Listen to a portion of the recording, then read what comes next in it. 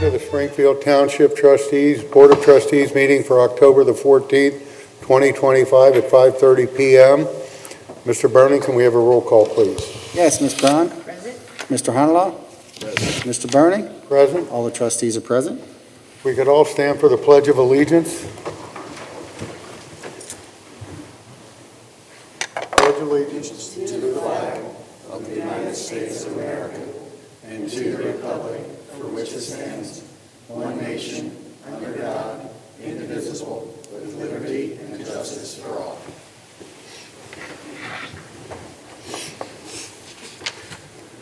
The first thing on our agenda tonight is recognizing a community group that has worked tirelessly for many years and done a lot to help the Seven Hills neighborhood not only clean it up, but also try to get their residents involved and do a lot of positive things in the neighborhood.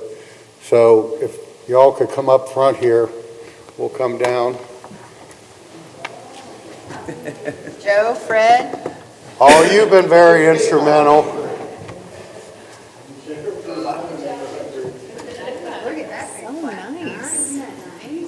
I think we've heard your voice on more than one occasion.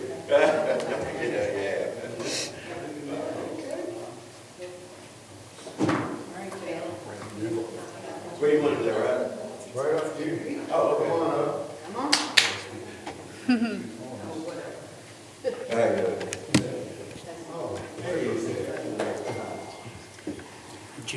This is a Springfield Township proclamation in recognition of the Seven Hills Action Group. Whereas the Seven Hills Action Group was established in 2015 by dedicated residents, united by a shared vision to strengthen, beautify, and uplift their neighborhood through collaboration, volunteerism, and civic pride. And whereas since its founding, the Seven Hills Action Group has served as a model of community leadership, fostering engagement among neighbors, and creating a new sense of belonging and shared responsibility. And whereas the Seven Hills Action Group is proudly partnered with Springfield Township on numerous initiatives, including the Neat Streets neighborhood cleanups to promote cleanliness, safety, and beautification throughout the community. And whereas the members of the Seven Hills Action Group have worked diligently towards their goals of maintaining a litter-free environment, enhancing property values, reducing crime, strengthening relationships with law enforcement, and organizing an active neighborhood watch program. And whereas the Seven Hills Action Group has played an instrumental role in revitalizing the Seven Hills neighborhood, improving aesthetics, instilling pride of place, and fostering a safer, more connected community. And whereas the unwavering dedication of the Seven Hills Action Group stands as an inspiring example of what can be achieved when neighbors unite with purpose, compassion, and a commitment to service. And whereas the Springfield Township Board of Trustees recognizes and deeply appreciates the lasting contributions the Seven Hills Action Group has made to the quality of life in their community. Now, therefore, be it resolved that the Springfield Township Board of Trustees does hereby commend, congratulate, and extend its sincerest gratitude to the Seven Hills Action Group for its outstanding service, leadership, continued investment in the betterment of their neighborhood. Be it further resolved that the Board of Trustees does hereby proclaim October 14th, 2025 as Seven Hills Action Group Day in all of Springfield Township by order of the Springfield Township Board of Trustees, Hamilton County, Ohio.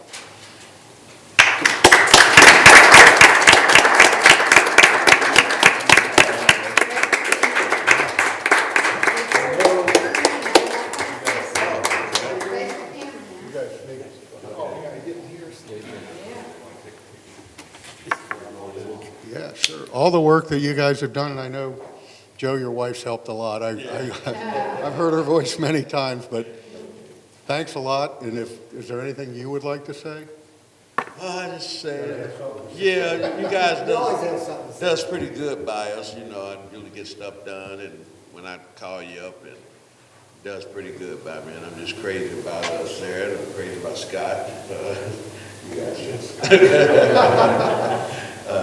you know, it worked with us real good. So, we got more stuff we're going to try to get done and make Seven Hills like it was when I first moved there. Well, Joe, thank you guys for all you do. And it's certainly shows them what's gone on in Seven Hills over the last 10 years. And some other communities have kind of picked up the ball a little bit, not quite as far along as you guys. And it's a credit to the township. Thank you. All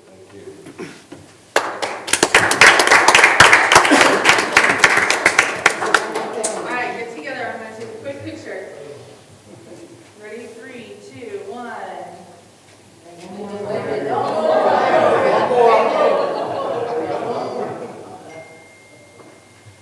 All right, smile.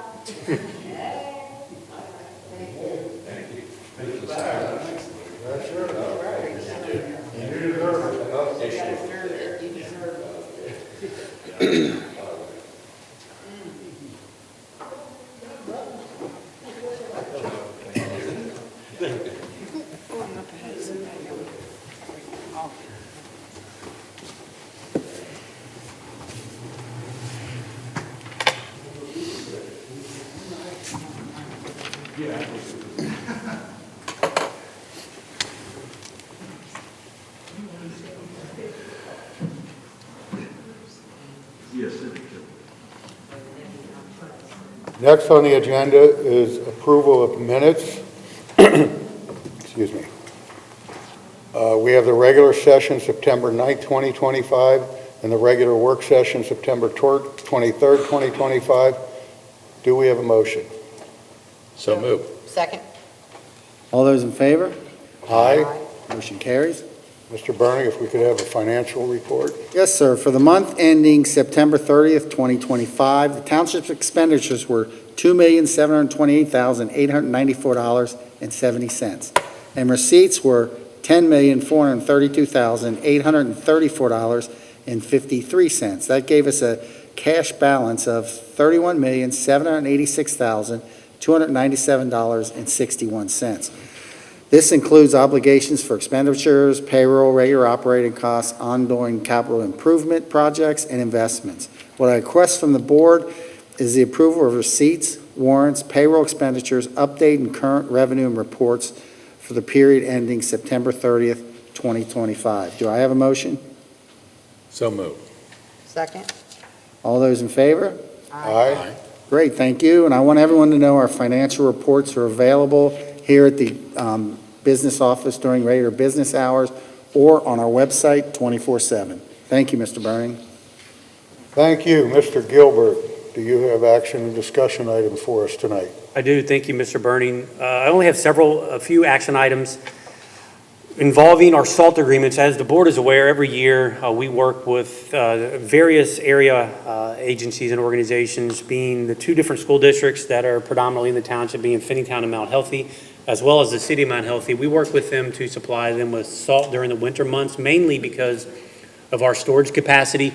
We have the ability to store salt indoors, unlike these other communities and school districts do, and therefore, and obviously we have greater purchasing power as well. So we work with them and provide them with an ability to acquire salt from us. And as again, the board's aware, since we do this every year, on a per ton basis, we are reimbursed at our proposed purchasing price. So for example, if we buy salt at $75 a ton, yet our new price to replace that is $80 a ton, these entities pay us $80 a ton, which is our price that it costs us to recoup the amount of salt that we sell to them. So what I would ask is just a ratification of each of these agreements separately, to allowing the township administrator to enter an agreement with Finneytown, City of Mount Healthy, and Mount Healthy City School District, again separately, for the purposes of purchasing salt during the winter months. So if I could have 3 different motions for each agreement, that would be appreciative. And again, this is a ratification.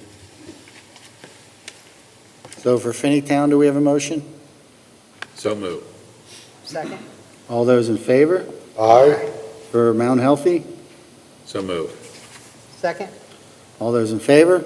Aye. Motion carries. And for Mount Healthy City School District, do I have a motion? So moved. Second. All those in favor? Aye. Motion carries. Thank you. That is in fact all the action items I have tonight. As the board is aware, we're moving into our budget season. So over the next few months, we'll have many different action items related to the budget. That kicks off about a 5-month process for us. It starts in October, November, and doesn't end until March. So we will be working in earnest to get the budget to you by the end of November, the temporary appropriation budget anyway. From a discussion item standpoint, we have something that we're concerned about, and I know that Scott and Kathleen both had a conversation with the county engineer and the Ohio Department of Transportation relative to this issue that came about seemingly out of nowhere, where ODOT has determined that it's necessary for them to close Summit Road for not 30 days, 30 months. Holy cow. And so for us, if you know anything about that area, Edgemont is sort of a detached area of the township, which we still provide safety services and obviously public works service too. So you can imagine having the major road leading into that neighborhood closed for almost 3 years for us is going to really place some strained service demands on us. I had a conversation with the county engineer last week, Eric Beck, and he and I both agreed that there has to be a way to prevent it from being closed completely for 30 months, even if that allows just township access from an emergency services standpoint for some period of time. I was unfortunately not able to get on the call yesterday with ODOT, but I know that Kathleen and Scott were. So I'm going to let Kathleen and first and then Scott kind of illustrate what happened during the conversation Sure, and yeah. where we stand today. Thank you, Mr. Gilbert. So the township was given kind of late notice, and we found out almost by happenstance that the portion of Summit Road between Lewis Drive, which is really the driveway that goes to Summit Behavioral Health, up to Section Road, will be closed for 30 months, not 30 days, not 3 months, 30 months. And this is a part of ODOT's widening of I-75 project. And after Scott and I went through the presentation with ODOT, the City of Cincinnati, and the County Engineer's Office, it is a challenge for them to find space to do the road work that's necessary for the widening of I-75. So if you're not aware, they are adding a 4th lane both in the north and south directions. This is actually phase 3 of the project.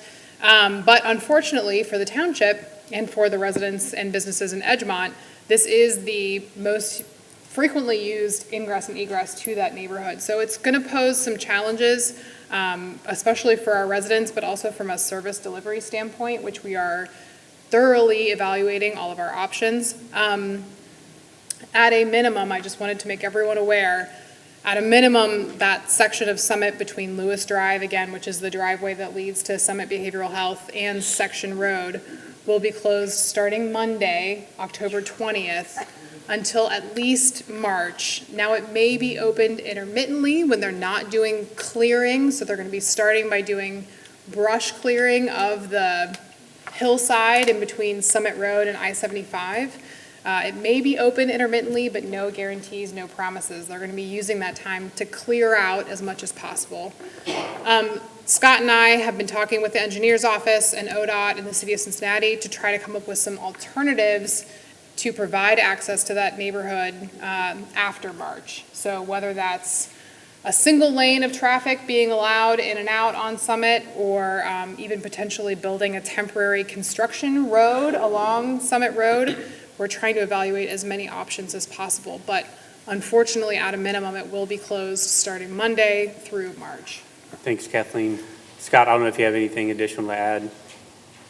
No, and I think the reason it's closed is what they're telling us is because of the topography of the land, the equipment's going to be parked literally on Summit there. So that's kind of what we got going against us for that to be closed, so. Okay. And Randy, I know that you've had conversations, at least with the city of Reading, regarding our agreement that we already have with them in terms of response into Edgemont, is that correct? That is correct. We're trying to work out something with them just to kind of at least provide some sort of first response before we can get there. Okay. So hopefully the residents in Edgemont, know that we are working with other participating jurisdictions and neighboring jurisdictions to provide first responder service into there, because in any, regardless, it's going to take us longer to get to that neighborhood than it would normally. So we will continue to figure out the best ways to service that neighborhood as we always have. So, speaking of road closures, and I wasn't planning on bringing this up, but we've had this conversation now for the last 4 or 5 weeks. While we love economic development in the township, our first priority is to make sure that our current businesses and residents are taken care of, and they understand that we are first and foremost concerned about their ingress and egress into their neighborhood as well as their business, and we wouldn't want any new business to impede or prevent the quality of life that those in that neighborhood have come to expect over the many years of living here. With that being said, with the new Dutch Bros Coffee at the intersection of Winton and Renard, we have worked with the owners of that establishment for the better part of a month now, trying to figure out a plan to prevent the intermittent sort of backup of traffic as people trying to get in and out of that site. I think, we've had a lot of questions about why'd you let it go there? Why is it allowed to be there? It's such a small site. I think it's important to note that the property was zoned business, and therefore we had no legal ability to prevent a business from locating within a business zoned property. With that being said, also, I think that clearly additional stacking was probably necessary on that site given the traffic and the customer flow that they've experienced. We have been down there on our own nickel with police officers every weekend trying to make sure that we can prevent it as much as possible. It's odd because it's intermittent. It happened for 20 minutes and then be gone for 2 hours and then come back again for half an hour. So we're doing everything we can within our ability to deal with it, and as well as working with the owners. I know Rick and Kathleen had a conversation with the gentleman who's head of all sort of traffic and site management for Dutch Bros today, all of their well over 1,000 stores across the country, and I expect them to get back to us tomorrow with a more permanent plan to address those traffic issues. We've made it abundantly clear to them that we will not allow them to continue to block either Renard or stop traffic on Winton. What that looks like and how we would do that, I'm not exactly sure yet, but I can tell you that if it involves sitting a police cruiser down there to prevent people from getting into Dutch Bros at times where it's going to back up on traffic, then we will do our best to prevent that. But we've made it clear to them they are not allowed to block traffic on any public roadway, period. And we will take whatever legal action we can in order to prevent that. So we're wanting to work with them. We want to work with them. And we're hoping that we can come up with a solution. And we're waiting to hear back from them tomorrow. Otherwise, we will continue to do what we've always done and go down there and prevent it as much as possible. So I don't know if you guys have anything. Yeah, I think, like you said, the strategies we've been doing the last couple weekends was just trying to figure out the most effective traffic flow for them. They've been working with us. We pretty much narrowed it down to the days of the week where it's really causing the problems and the hours of the day when it's really causing those problems. So I think last weekend we had a really good plan to kind of help out, maybe not a permanent plan, but a temporary plan to see if this newness does kind of dwindle and if their efficiency of getting that product out goes. So we'll continue to keep working with them. Yeah, our plan got the cars off the street. It just really impacted their ability to get the drinks out of the window. So we didn't so much, we're concerned really with the internal workings of how they were going to make coffee fast enough. We just wanted to get the cars off the street. So we have to figure out a way that we can both solve our issue as well as have them be able to accomplish what they need to do once we get the cars into their parking lot. So we will continue to work on it. I want residents to know we're aware of it. And it's something actually we talk about almost daily, unfortunately. Yeah. There's a lot of other things that I think I would rather spend my time doing rather than trying to figure out how people can get their coffee. But that's part of the job, and we'll figure it out. So next up, under discussion items, Halloween is that time of year. And yes, just like every year in the past, regardless of weather, Halloween will in fact be on Halloween. October 31st from 6 to 8. If it's raining, storming, sleeting, hurricane, whatever that may be, as a parent, you decide whether or not you want to send your kid out to accumulate more candy. We're not going to make that judgment decision for you. So, but it will be on Halloween, October 31st from 6 to 8, no matter the weather.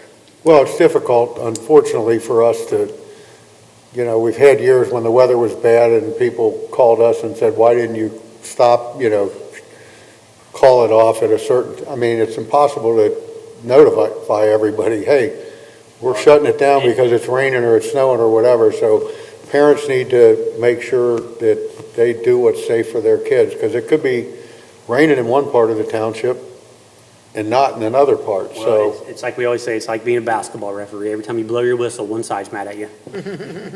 So no matter what you do, you're not going to make everyone happy. So we'll just go with what is most popular, Halloween on Halloween.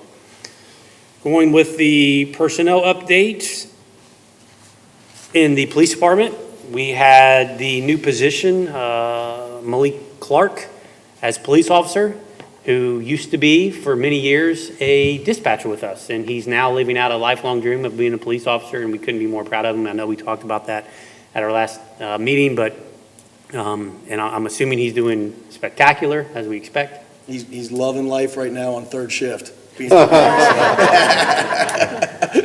Hey, he wanted to be a police officer so much, he left the day job of being a dispatcher to be on third shift. I think he's probably thrilled at this. He's very excited. Yeah, Very yeah, proud of he himself. is, he is. Should be, absolutely. Unfortunately, we did receive the resignation of Eric Robinson, who was a detective with us. He he's going to the city of Blue Ash, I believe.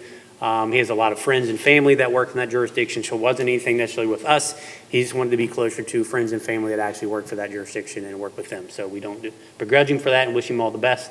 And he did well while he was here. So we already are working out a plan to replace him, as well as another open position we have, and we expect to get those filled here shortly. In the Public Works Department, we did have the end of Donnie Sanders as a seasonal laborer with us, and I'm glad to say we already now have a replacement as a part-time employee coming to replace what Donnie was doing for us, and we're excited to get someone in here to help us with our litter collection efforts, and hopefully he starts here soon. And that concludes the personnel update. No other activity in the other department. Now I will turn it over to Kim for community events and programs. Thank you.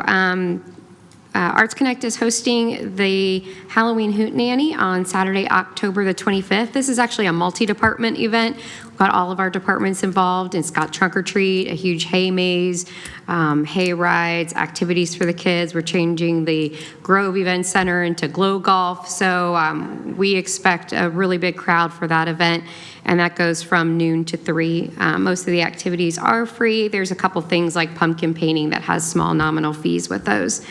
Arts Connect right now is taking our call to artists. We're accepting artists for the November 7th and 8th Local Art Show.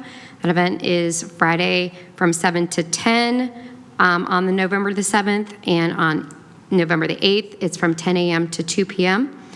And then we have our All Kids Theater performance, which we've got about 60 kids over 2 different show times on November the 14th and 15th. Those performances are going to take place over at Finneytown. That school is under construction right now, so we do have a parking plan in place that will include a free shuttle that will be coming from Finneytown Elementary School to get parents over there on time and safely. Thanks, Kim. Randy, I understand we had a successful open house this past weekend? Yes, we did. We held our open house this past Saturday. We appreciate everyone who attended and supported that event. That event has been going on since the 1960s, so it's great that we were able to offer that educational event, over all these years. So, and thank you for all your support and attending as well. I did want to recognize Ben Bro, Kirsten Tuscany, and Lieutenant Nick Flick. Those 3 actually coordinated the entire event. The planning for this event starts late winter, early spring, so they put a lot of time and effort to make that event what it is. So I just wanted to recognize them and thank them as well. October is Fire Prevention Month, so we will continue to go to all the schools and offer tours and things like that. So we had a tour yesterday. We have another tour tomorrow here at the station. So if anyone would like to schedule a fire safety program, they can call the fire department and we can get you on the schedule. Also, we are at the Township once again is partnering with Toys for Tots. We did this last year and it was very successful. So the police department and both fire stations are again drop-off locations for those newly unwrapped toys. So those donations will benefit the children and families within our area. So if you would like more information, you can reach out to the police or fire departments as well. At that time, that's all I have. Thanks, Randy. I think it's also important to note, he didn't mention this obviously, but it's something we've been working on for a long time, is With the passage of the fire levy past November, I think we made a promise to the community that we were going to upgrade equipment in some of our apparatus that have seen their better days. And I'm pleased to inform the public, obviously the board knows this, but we just ordered almost $3 million worth of fire apparatus, which is a new ladder truck, a new rescue truck, and a new rescue pumper. To replace, actually, those 3 vehicles are going to replace 4, right? And so we're reducing the number because we're combining the abilities of at least one of the trucks. And also, we have several squads on order too. I don't think people realize, but we order ambulances probably every 2 to 3 years. We utilize them that much that I don't think you want to go to the hospital in a squad that either one doesn't make it there, obviously, or 2 is a very uncomfortable ride. And the many hours that we put on these, we usually only get 2 to 3 to 4 years out of a squad. And so, and just so you know, they've went from about $250,000 about 5 years ago to now they're almost $350,000 fully outfitted. A piece of fire equipment at one time that was $400,000 to $500,000 is now $750,000 to $800,000 for a piece of fire apparatus. So prices have went up 30 to 40%. We have, I know that our folks in the fire department that are on that committee that put together the specs for the equipment put a lot of time into that, to making sure that we're being as efficient as possible with what we're ordering. And I know that Rick and Randy put in a ton of time dealing with the vendors in order to figure out if we,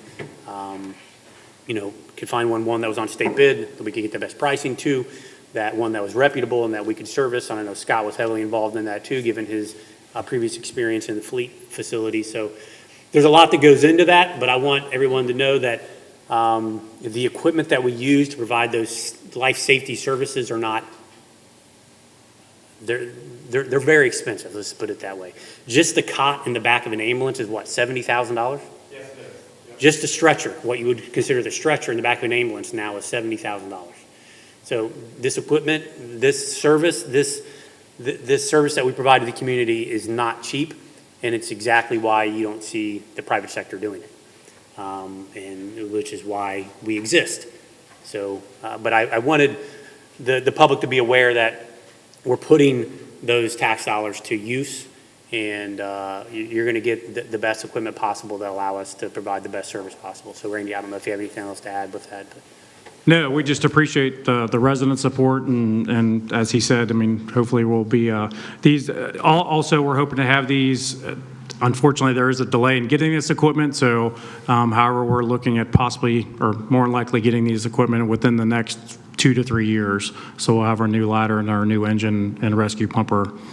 2 to 3 years is what we're looking at. So while Summit Road was closed for 30 months, I know one of the contracts I signed for a new piece of equipment was 800 days is when we should get it. So, Chris, so they understand how old is our equipment? I mean, so they know how efficient we've been with it. Three of our pumpers are 94, 95, and 96. One of our aerials is a 2004, and the other one is a 2011. Our ambulances range from 2016 to 2020 or 2022. So I just want everyone to know we take care of them so they last a long time. Yeah, absolutely. Yep. And you can imagine if you drove a car from 1997, you know how much technology has changed between then and today in a new car. You can only imagine what that would be in a piece of equipment like a fire truck. So not only is it important for us to provide the service to the residents, but also it's a safety issue for our crews too, to make sure that they're in a piece of equipment that they can trust it's going to work when it needs to.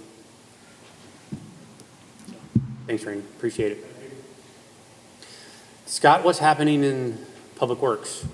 Well, we're trying to keep the flowers going to the end of the month. Okay, so that's what we're really trying to do. It's 75 degrees out today. I think we're doing a pretty good job there, but as far as our parks go, we'll probably start to wrap up and do a fall cleanup probably towards the end of the month, the beginning of next. The one thing I kind of wanted to touch base, you did a little bit on our fleet department. They've done a great job preparing our winter equipment.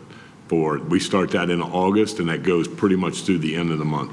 Just today, we did an all-staff training all day, learning our routes, I'm sure residents probably thought, why are the trucks out with snow plows on them running their routes? But that's something we have to do where a lot of the trucks have been parked for a while. You have low tree limbs. You want to check, we just check everything like that. So now we've probably created a list of about 5 days worth of work going out, trimming trees back to keep the cabs and the bodies on our trucks in good shape. So Yeah. we'll do that multiple times before the event, because you know when the event happens, it will be 2 a.m., it'll be dark, and it's best to try to see this stuff in the daylight. You got to find a place to put the snow, right, if we have a decent event. So that's really what the whole department's concentrating on, and then just on our regular daily stuff. Scott, out of curiosity, when you go out and do a route, typically how much salt do you put down in from a ton perspective? We're probably we have a total of 12 routes, so it's so hard to say. Every single event is different between the temperature, what's going on, if did it rain before, whatever. Average. But just average, we're at probably 16 to 18 tons per route. That's 2 loads per route. Per route? Per route, yes. So 16 to 18 tons per Right. route times 12 Right. times, how much is salt? $80 a ton? Yeah, well, we're at $82 a ton. So $82 a ton, 18 tons a route times 12. That's how much it costs when we go out and take care of snow removal. That's just the material. I bring these things up because I think the public needs to be aware that when you pay your taxes, it legit goes somewhere. It's utilized for things that I don't think people really realize how much this stuff costs. And, just like fire trucks, snow plows, trucks are not inexpensive either. You're in excess of $200,000 for, a 2-ton? What size are those trucks? Yeah, well, they're considered 2-ton. They can carry 8-ton legally, so, yeah. So I just think, I just wanted to note that, when I hear we're going out to drop snow, obviously I want my crew to be safe, but I just see dollar signs in my head.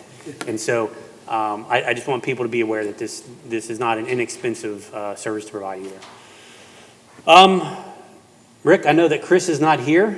Yeah. So, you have his report? Yeah, the chief apologizes. He's as I think the board knows and the community hopefully, that he's a member of the executive board of the Hamilton County Chiefs Association, and they had a prior engagement tonight, so he couldn't make it tonight. So he apologized for missing the meeting. But really, besides all the normal stuff that happens in the police department, we can tell police stories all day long. But I think this month really gives an opportunity for the police department to be engaged in a lot of community stuff, just because of what the fall's going on. Randy, the fire chief, said that the police department participated in their open house to kind of get out there and touch base with the community. Just today, members of our department and the chief attended a faith-based leadership discussion with a lot of the local churches. The Red Door Church up in Fairfield hosted that, so they come up with some really good collaboration ideas on some of the stuff that just community service of what the police department and they can provide together. We want to make sure everybody knows that this Saturday, October 18th, we're having a shred event up here in the Grove parking lot.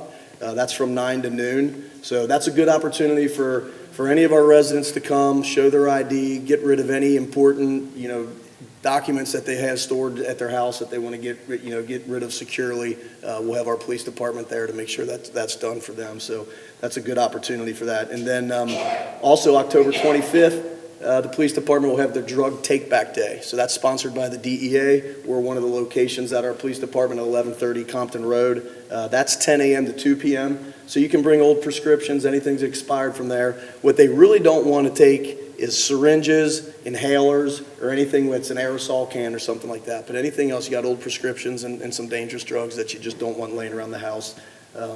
Great opportunity to bring those back to the police department and turn them in. And then lastly, just kind of hit on Halloween. There's a lot of different Halloweens. I know we'll be at the Hootenanny. All of our officers and even the fire department will be out in the communities on Halloween between 6 and 8. And then there's a lot of opportunities for our officers to get involved in. A lot of the churches and the schools kind of have their what they call trunk or treats, where they have the cars there. And so a lot of opportunities for them to really focus on some community engagement this month. Great. Thanks, Rick. With that, the board has copies of all the activity reports. Unless there's any questions, that concludes my report. Thank you, Mr. Gilbert. Next on the agenda is resolutions. First is Resolution Number 82, 2025, resolution accepting the amounts and rates as determined by the Budget Commission and authorizing the necessary tax levies and certifying them to the county auditor. Do we have a motion? So moved. Seconded. Ms. Braun? Aye. Mr. Honlaw? Aye. Mr. Burning? Aye. Resolution carries. Next is Resolution Number 83, 2025, authorizing private sale of unneeded and unfit for use property in the police department. Do we have a motion? So moved. Seconded. Ms. Braun? Aye. Mr. Honlaw? Aye. Mr. Burning? Aye. Resolution carries. Next is Resolution Number 84, 2025, declaring motor vehicles located on public or private property in Springfield Township, Hamilton County, Ohio, to be junk motor vehicles pursuant to Revised Code 505.173, and ordering the removal of such vehicles pursuant to Resolution Number 80, 2012, and Revised Code 505.871. Do we have a motion? So moved. Seconded. Ms. Braun? Aye. Mr. Honlaw? Aye. Mr. Burning? Aye. Resolution carries. Resolution Number 85, 2025, establishing assessment for removal of junk motor vehicles pursuant to Revised Code 505.871, and Resolution Number 80, 2012, and certifying same to the Hamilton County Auditor. Do we have a motion? So moved. Seconded. Ms. Braun? Aye. Mr. Honlaw? Aye. Mr. Burning? Aye. Resolution carries. Resolution Number 86, 2025, declaring nuisances pursuant to Ohio Revised Code Section 505.87 at various listed properties within Springfield Township and authorizing statutory actions necessary to abate the nuisances. Do we have a motion? So moved. Seconded. Ms. Braun? Aye. Mr. Honlaw? Aye. Mr. Burning? Aye. Resolution carries. Next is Resolution Number 87, 2025, establishing assessment for abatement of nuisance and certifying same to the Hamilton County Auditor. Do we have a motion? So moved. Seconded. Ms. Braun? Aye. Mr. Honlaw? Aye. Mr. Burning? Aye. Resolution carries. Do we have any old or new business? I don't have any old business, but under new business, I did want to call out a letter that we received from a resident on Arrowwood Place. And this letter was entitled, "What a Difference," and our citizen wrote, "It took approximately 3 months for the city of Cincinnati to respond to an underground water leak on Arrowwood Place. After digging a 4 by 5 foot hole in the street, they repaired the leak, patched the hole. They left 6 holes. However, they left 6 holes drilled through the street unsealed. A neighbor called the city and felt ignored. I watched as our neighbor approached city workers who did their best to ignore him. He tried to point out the 6 holes, but received no response, and he gave up. Springfield Township was advised of the issue because the residents were concerned that these holes were going to deteriorate the street during the winter months. Rob Buckmeyer arrived the next day and started to address the problem. Rob noticed the resident who lived there, and he answered every question, explained exactly what they were going to do. Rob completed the repairs and left. Several of the neighbors who were watching were very impressed with the professional and kind way that he handled the interaction. And several neighbors on the street wanted this particular resident to send this letter appreciating their the treatment that they got from the township. And he says, "Thank you, Rob, not just for what you did, but for the humanity and kindness you displayed while performing your duties. If I was employed by the city, I would have been embarrassed, but because of your actions, I was proud, and so were a number of residents because they reside in Springfield Township and have people like you working here." So I just wanted to read that to let people know these are the kind of letters that we do get from our citizens. And Scott, on behalf of I'm sure on behalf of all the board, please thank all your employees, particularly Rob, for everything that they do every day in addressing addressing the many requests for service they get. I saw in our activity report tonight, we had over 200 brush requests this past month. That has been an incredibly popular program, but again, it's great as a trustee when you see this kind of stuff, and it's just something unsolicited that somebody felt the time to write a letter and let us know what they were experiencing. So again, thank you. Scott, I do have a question. So people know, when does brush pickup end? So I know you can't do it while we're doing snow, so I just didn't know what the plan was. April 1 through November 1. November 1, okay. It's kind of our official time. Right. So people know, people drag stuff out November 3rd, and they're like, oh no, what do I do? Okay, next on the agenda is citizen participation. If anybody would like to address the board, please come up and state your name and address. And if everybody could be quiet while they do so, I'd appreciate it. Is there anybody that would like to address the board tonight? On up. Welcome. I'm not a citizen now, but I just wanted to introduce myself. And my name is Shelley Gehring. I am the Director of Marketing and Community Engagement at LAD, Living Arrangements for the Developmentally Disabled. We purchased several properties, I don't know how long ago. I am relatively new in this position, but I do know that I am here because I just want to get just a pulse of the activity of the township. We'll be starting construction on the 3 existing homes located on Allen Crest, Red Mill, and also Lee Brook. And they won't be open till springtime. If you're not familiar with LAD provides opportunities for adults with developmental disabilities. We empower them to connect with the community, live, get jobs, and we're just really excited to have an opportunity to be here in Springfield Township, connect with everyone, your community here, and connect the people, our residents living in the homes, with jobs, employments, activities within the community, and be a partner with you as well. LAD has traditionally, we serve, just quick background, we serve a little over 900 people, adults with developmental disabilities, through 8 programs, the largest of which is housing. Traditionally, we've been on the east side of Cincinnati. We have several homes out in Anderson, and we're building homes also in Hyde Park as well, in Coleraine Township.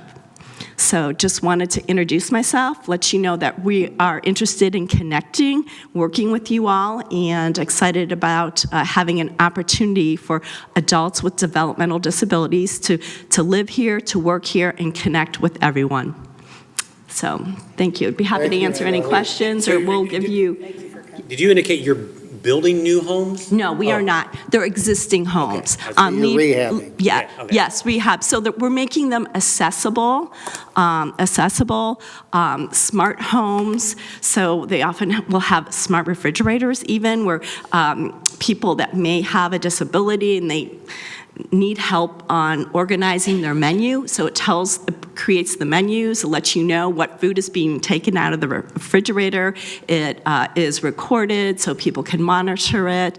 Remote doorbells. They even have toothbrushes that are smart toothbrushes these days that we use, so we can monitor the health and well-being of the people that we serve and know that they're brushing their teeth. So it's going to be totally retrofitted with smart and remote monitorings, as well as accessibility. Okay. After the meeting, if you don't mind, could we get your contact information to our Director of Safety Services and our Assistant Administrator, just so that we can make sure that we stay in touch? And Absolutely, because I think there's so much here we can work together with, and I am the Marketing and Community Engagement Director. I am not the Construction Manager. Okay. So if you ask me any of those questions, I do have to go back to our Construction Manager and get the information for you. So I'm happy to do that as well, but I'd love to connect. I'm going to run out and get more business cards because they're almost all done. All right, so I'll be right back. Thank you. Thank you. It's a pleasure, and it's an honor to be here with you all. Thank you, Shelley. Thank you. Would anybody else like to address the board tonight? Seeing that nobody does, do we have a motion to adjourn? So move. Second?